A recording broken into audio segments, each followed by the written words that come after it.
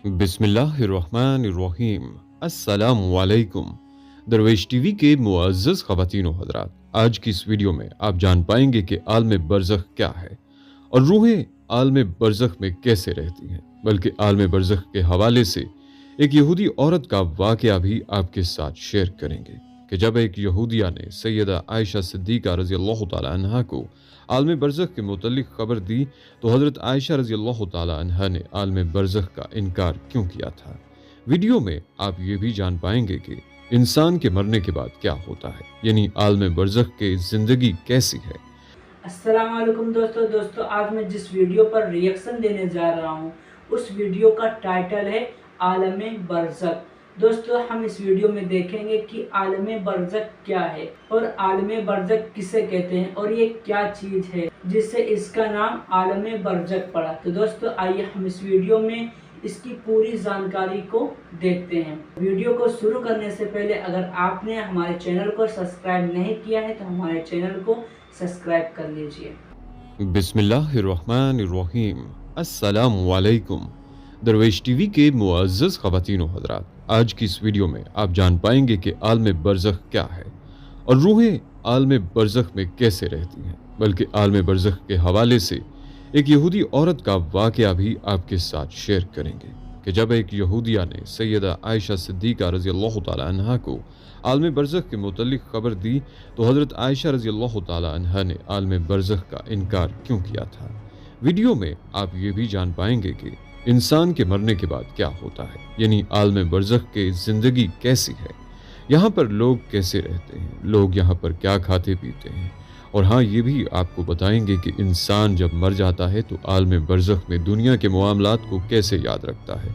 नाज़रीन, आलम बरज़ख से मुतल्लिक़ रिवायात में यूँ बयान हुआ है कि आलम कहते हैं जहान को और हमारे ये चार जहान हैं: आलम अरवाह, आलम दुनिया, आलम बरज़ख, आलम आखिरत। ये बुनियादी तौर पर इंसान के एतबार से चार आलम हैं और हर आलम के अहकाम अलग अलग हैं और हर इंसान को उन सब से गुजरना है। लेकिन ये अलग बात है कि हर एक जगह पर क़याम की मुद्दत अलग अलग होती है। अल्लाह पाक ने इंसान के एक आलम से दूसरे आलम में मुंतकिल होने के लिए मुख्तलिफ असबाब पैदा किए हैं, जैसा कि आलम अरवाह से आलम दुनिया में आने तक का सबब वालिदैन है। आलम दुनिया से आलम बरज़ख तक जाने का सबब मौत है। आलम बरज़ख से आलम आखिरत तक जाने का सबब सूर है जो हज़रत इसराफील अलैहिस्सलाम फूकेंगे। लेकिन आज का हमारा मौजू सिर्फ आलम बरज़ख है। नाज़रीन, बरज़ख के लफ्ज़ी मानी आड़ या पर्दा के हैं। इंसान की मौत से लेकर क़यामत तक उठने का वक्फ़ा बरज़ख कहलाता है। यानी अगर ये कहा जाए कि ये वो मकामात हैं कि जिनमें मौत के बाद हशर तक रूहें रहती हैं, यानी बरज़ख में तमाम इंसानों और जिन्नों को मौत के बाद रहना है। और ये आलम बरज़ख हमारी दुनिया से बहुत बड़ा जहान है। यानी बरज़खी ज़िंदगी दुनियावी ज़िंदगी से बहुत बड़ी है, लेकिन वो भी एक दिन ख़त्म होनी है। अल्लाह पाक सूरह मोमिनून में फरमाते हैं, और उनके आगे एक आड़ है इस दिन तक जिसमें ये उठाए जाएंगे। नाज़रीन, आलम बरज़ख में पहुँचने के बाद इंसान का आखिरत की तरफ सफ़र शुरू हो जाता है। हुज़ूर सल्लल्लाहु अलैहि वसल्लम ने इस बारे में फरमाया, बेशक आखिरत की सबसे पहली मंजिल कब्र है। अगर कब्र वाले ने इससे निजात हासिल कर ली तो बाद का मामला भी आसान होगा, और अगर इससे निजात ना पा सका तो बाद का मामला ज़्यादा सख्त है। बल्कि सैयदा आयशा सिद्दीक़ा रज़ियल्लाहु ताला अन्हा को जब यहूदिया ने अज़ाब कब्र के मुतल्लिक़ ख़बर दी और उनसे कहा कि अल्लाह तुझे कब्र के अज़ाब से बचाए, तो हज़रत आयशा रज़ियल्लाहु ताला अन्हा ने मुसलमानों के लिए अज़ाब कब्र का इनकार किया। लेकिन जब नबी अकरम सल्लल्लाहु अलैहि वसल्लम ने आयशा सिद्दीक़ा रज़ियल्लाहु ताला अन्हा को बताया कि कब्र का अज़ाब अहले इस्लाम के लिए भी मुमकिन है और गुनाहों की वजह से उन्हें भी अज़ाब होगा, तो सैयदा आयशा सिद्दीक़ा रज़ियल्लाहु ताला अन्हा ने नबी अकरम सल्लल्लाहु अलैहि वसल्लम के फरमान को तस्लीम कर लिया। ये वाक़या अहादीस की बहुत सी कुतुब में मुफस्सल और मुख्तसर बयान हुआ है, जिसकी तफसील कुछ इस तरह है कि उम्मुल मोमिनीन सैयदा आयशा सिद्दीक़ा रज़ियल्लाहु ताला अन्हा को पहली मर्तबा एक यहूदी औरत ने अज़ाबुल कब्र के मुतल्लिक़ बताया, लेकिन उन्होंने इसकी तस्दीक न की। नबी सल्लल्लाहु अलैहि वसल्लम ने भी यहूद को झूठा करार दिया। बाद में आप सल्लल्लाहु अलैहि वसल्लम पर वही भेजी गई اور آپ صلی اللہ علیہ وسلم کو عذاب القبر کے بارے میں بتایا گیا۔ اسی دن سورج کو گرہن لگ گیا اور آپ صلی اللہ علیہ وسلم کے بیٹے سیدنا ابراہیم علیہ السلام کا انتقال بھی ہو گیا، لہذا آپ صلی اللہ علیہ وسلم نے اسی دن سورج گرہن کی نماز صلاۃ الکسوف پڑھائی اور پھر خطبہ دیا، اور اس خطبہ میں صحابہ کرام رضوان اللہ اجمعین کو عذاب القبر کی تفصیلات سے آگاہ کیا۔ پھر نبی صلی اللہ علیہ وآلہ وسلم ہر نماز کے بعد برابر عذاب القبر سے پناہ مانگتے اور صحابہ کرام کو بھی اس اصلاح کی دعا سکھائی اور انہیں حکم دیا کہ وہ بھی ہر نماز کے آخر میں عذاب القبر سے پناہ مانگا کریں۔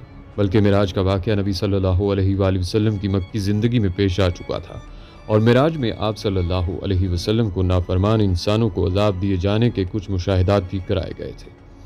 نبی صلی اللہ علیہ وسلم عذاب جہنم اور عذاب قبر دونوں سے پناہ مانگا کرتے تھے، اور اسی طرح آپ صلی اللہ علیہ وسلم نے واضح فرما دیا کہ عذاب جہنم اور عذاب قبر دونوں الگ الگ حقیقتیں ہیں، بلکہ حضور صلی اللہ علیہ وآلہ وسلم نے فرمایا کہ جب انسان کا انتقال ہو جاتا ہے تو اس پر صبح و شام اس کا ٹھکانہ پیش کیا جاتا ہے۔ اگر وہ اہل جنت میں سے ہے تو جنت والوں کا مقام، اور اگر اہل جہنم میں سے ہے تو جہنم والوں کا مقام اس کو دکھایا جاتا ہے۔ پھر کہا جاتا ہے کہ یہ تیرا ٹھکانہ ہے، یہاں تک کہ اللہ تجھ کو قیامت کے دن اٹھائے گا۔ ناظرین، جب روح عالم برزخ میں پہنچتی ہے تو اس میں بھی دو مقام ہیں، ایک کا نام علیین ہے جس میں نیک روحوں کو رکھا جاتا ہے، اور دوسری جگہ کا نام سجیین ہے جس میں بدکار یا کافر روحوں کو رکھا جاتا ہے۔ تمام روحیں قیامت کے دن تک یہیں پر رہیں گی، اور پھر قیامت کے دن اپنے حساب کتاب کے بعد اپنی اصل مقام یعنی جنت یا دوزخ میں داخل ہوں گی۔ روایات میں آتا ہے کہ انسان کی وفات کے بعد قبر میں روح کو پھر سے مادی جسم کے ساتھ منسلک کیا جاتا ہے، جہاں پر دو فرشتے منکر و نکیر سوال و جواب کریں گے۔ اگر تو سوالات کے جوابات صحیح رہے تو پھر آسمان سے آواز آتی ہے، میرے بندے نے سچ کہا، اور اس کے لیے جنتی بچھونا بچھا دو، اسی جنتی لباس پہنا دو، اور اس کے لیے جنت میں دروازہ کھول دو۔ قبر میں ہی جنت کی طرف دروازہ کھول دیا جاتا ہے، وہاں اسے ہوا کے جھونکے اور خوشبو بھی آتی ہے، اور حد نظر اس کی قبر کو کشادہ کر دیا جاتا ہے۔ لیکن اگر سوالات کے جوابات صحیح نہ ہوئے تو پھر اس کے لیے قبر میں ہی جہنم کا بچھونا بچھا دیا جاتا ہے۔ جہنم کی گرمی اسے ہر وقت محسوس کروائی جاتی ہے، اور اس کی قبر اتنی تنگ ہو جاتی ہے کہ پسلیاں آپس میں دھنس جاتی ہیں۔ اس طرح اگر اعمال کے حساب سے نیک روح ہے تو وہ خوبصورت نورانی فرشتے روح کو علین میں چھوڑ دیتے ہیں، اور اگر اعمال برے ہوں تو دو خوفناک نکیلے دانتوں والے فرشتے برے انسان کی روح کو سجین میں ڈال دیتے ہیں۔ سجین کیونکہ بری اور بدکار روحوں کا ٹھکانہ ہے، اسی لیے وہاں پہنچ کر بری روحوں پر عذاب آنا شروع ہو جاتا ہے، جبکہ علین میں موجود روحوں پر کوئی پابندی عائد نہیں ہوتی، اور وہ باغ نما اور جگہ پر ایک دوسرے کے ساتھ موجود ہوتے ہیں۔ نیک روحیں علین میں ایک دوسرے کے ساتھ رہتی ہیں اور ایک دوسرے کو پہچانتی بھی ہیں، جبکہ سجین بدکار قید و بند میں مبتلا عذاب کا مزہ چکھتی ہیں۔ علین میں موجود روحیں ایک دوسرے کو دیکھ کر خوش ہوتی ہیں، ایک دوسرے سے باتیں کرتی ہیں، دنیا کے حالات کو یاد کرتی ہیں جو وقت انہوں نے دنیا میں گزارا، اور نئی آنے والی روحوں سے اپنے پیاروں کی خبر بھی لیتی ہیں کہ میرا فلاں رشتہ دار کس حال میں ہے۔ اگر نئی آنے والی روح یہ کہے کہ تمہارا فلاں رشتہ دار تو کب کا مر چکا ہے مگر وہ یہاں علین میں نہیں پہنچا، تو یہ نیک روح سمجھ جاتی ہے کہ اسے سجین میں بھیج دیا گیا ہوگا۔